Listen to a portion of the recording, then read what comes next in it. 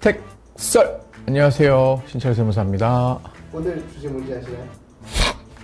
네. 예민해, 이런 주제. 회계사 시험이 이제 이번 주에 있죠. 발표가. 전화가 올 겁니다. 금요일부터. 네. 그래서 어떻게 해야 되나요? 뭐 이렇게 해가지고. 네. 어떻게 해야 되나요? 신박한 세금 정보 신세정! 저는 그랬거든요. 저는 제가 3년 반 정도를 공부를 했는데 앞에 2년은 사실 막 이렇게 막 치열하게 막 모든 걸 쏟아부어서 한 거는 아니었던 것 같아요. 근데 그 뒤에 1년 반은 생각하고 싶지 않아요. 만약에 그렇게 쏟아부은 경험이 있는데도 불구하고 안 됐으면은 과감히 내려놓는 것도 방법이라고 생각은 해요. 시험 얼마나 보셨어요? 얼마나 보셨다? 몇 번이나 봤냐? 네. 회계사 시험 2번, 세무사 시험 1번 이렇게 봤죠. 확실히 세무사 시험도 쉬웠나요? 제가 회계사는 2차 시험을 본 경험이 없어가지고 그건 잘 모르겠는데 1차 시험은 과목이 일단 많아요. 회계사 같은 경우에는 1차 시험 과목이 경영, 경제, 상법, 세법, 회계학 이렇게 5과목인데 세무사 1차 시험은 회계, 세법, 재정학, 그리고 선택 과목이란 말이에요. 4과목 차이가 있고 문항 수도 좀 달라요. 세무사는 1차 시험이 오전에 끝나거든요. 80분에 80문제를 2번 하고 딱 끝나는 거예요. 근데 회계사는 지금은 모르겠는데 제 마지막 시험 기억은 오전에 보고 오후에 보고 이랬던 기억이 있어요. 시험 끝나면 한 대여섯 시 됐던 것 같거든요. 저도 처음엔 회계사 시험을 준비하다가 2번 시험 1차 시험이 떨어지고 나니까 이건 안 되겠더라고요. 아예 안 되겠다. 그래서 그만두려고 했는데 같이 공부했던 친구가 이거라도 한번 해보고 그래도 한 달 뒤에 시험이었거든요. 회계사 시험 치고 한 달 반인가? 뒤에 세무사 시험이 있어가지고 봤는데 운 좋게 1차가 붙어가지고 이렇게 된 거죠. 어차피 회계사 공부를 하면서 회계 세법은 공부를 했을 거고 상법도 공부를 하거든요. 세 과목은 겹쳐지는데 하나가 이제 재정학이라는 게 안 겹쳐지는데 걔는 사실 경제학 과목을 국가로 돌려버리면 민간을 공공으로 돌려버리면 되는 그런 내용이라고 하셔가지고 솔직히 정확하게 기억이 안 나요. 그때 바짝 한 달 공부했던 거라가지고 경제학을 회계사 공부할 때 공부를 했었으니까 연관된 과목이라서 그렇게 어렵진 않았어요. 1년 동안 2개를 다 치르는 게 나은 거 아닌가요? 그건 안 돼요.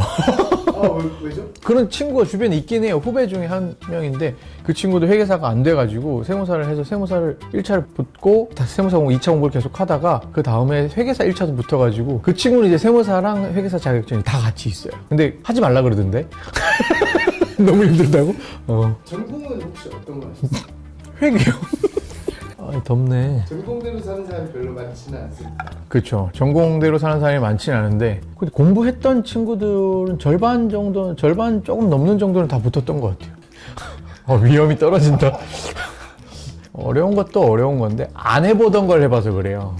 회계를 우리가 살면서 한 번도 해볼 일이 없잖아요. 근데 그걸 하려고 하니까 그 분계를 하는 것조차도 이해가 안 되는 거예요. 논리가 원칙이 있어가지고 회계 원칙이 있어요. 그걸 좀 지켜가면서 가야 되는데 이제 거기서부터 질문이 나오면 이제 답답해지는 상황이 오는 거죠. 왜 이렇게 해야 돼요?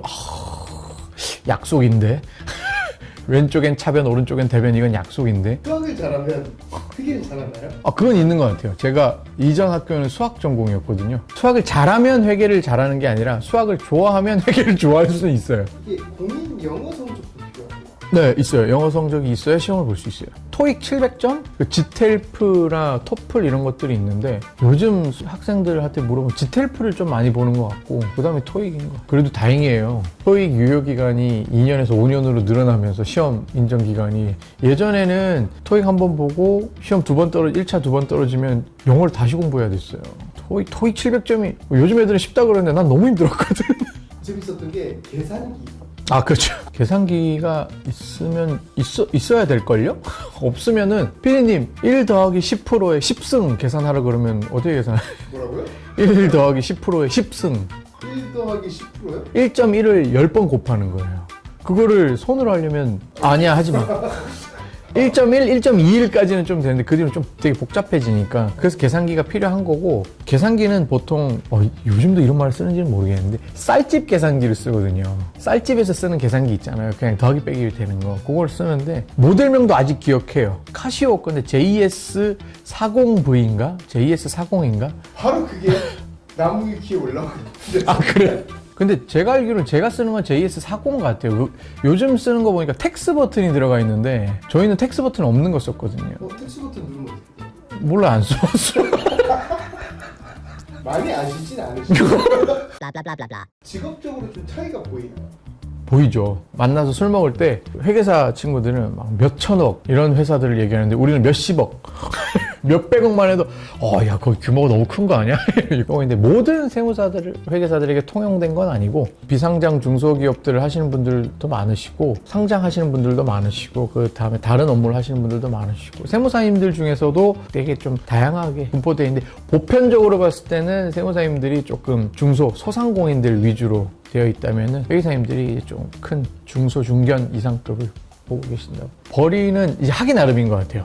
하기 나름인데 막 나를 갈아 넣어서 막 이렇게 난 진짜 부자가 될 거야 그러면은 될 수 있는 것 같고. 근데 그렇게 또 좀 살아봤는데 아파요. 너무 아파. 벌이는 하기 나름인데 일반적인 다른 일을 하는 것보다는 좀 괜찮다? 다만 스트레스는 좀 씨다? PD님이 사업자를 내가지고 세금 했는데 신고를 했는데 신고 틀렸어요. 세금 한 1,000만 원 더 내래. 봐봐 지금 눈빛 이 지금 프레임 사이로 프레임도 아닌데 이거 네모난 거 사이로 지금 눈빛이 이렇다니까 살벌해요. blah. 시험을 준비할 때는 시험이 떨어지면 인생이 망한 것 같은데 그렇지는 않거든요 사실. 뭐 인생은 가까이서 보면 비극이고 멀리서 보면 희극이라 그러잖아요. 학생들이 좀 어린 나이에 나이가 너무 많다라는 것 때문에 더 해야 될지 말아야 될지 그리고 실패하면 끝났다라는 거를 좀 많이 생각을 하는데 그렇지는 않습니다. 그걸 기반으로 다른 일을 할 수도 있고 하니까 너무 떨어졌다고 너무 그렇게 상심해서 마치 인생 포기를 해야 될 그런 건 아니니까 그러지 말고 반대로 또 붙었다고 또 너무 나대지도 말고 붙으면 나대거든요. 경험자예요 경험자. 아니 누가 살면서 세무사님 이런 적이 있겠어요. 시험 붙고 그날 바로 전화가 와요. 은행에서 신철 세무사님 되시죠? 그때 어디시죠? 여기 어디 은행입니다. 대출 막 이런 것 때문에 막 어깨 막 쫙 이렇게 된단 말이에요. 그러면 안 돼요. 인생 겸손해야 돼요. 그래서 그런 것들이 있어가지고 떨어졌다고 해서 너무 심하게 그걸 비하할 필요도 없고 붙었다고 해서 너무 심하게 올라갈 필요도 없다. 그렇게 생각을 합니다. 세상의 모든 수험생들이 행복해지는 그날까지. 책설!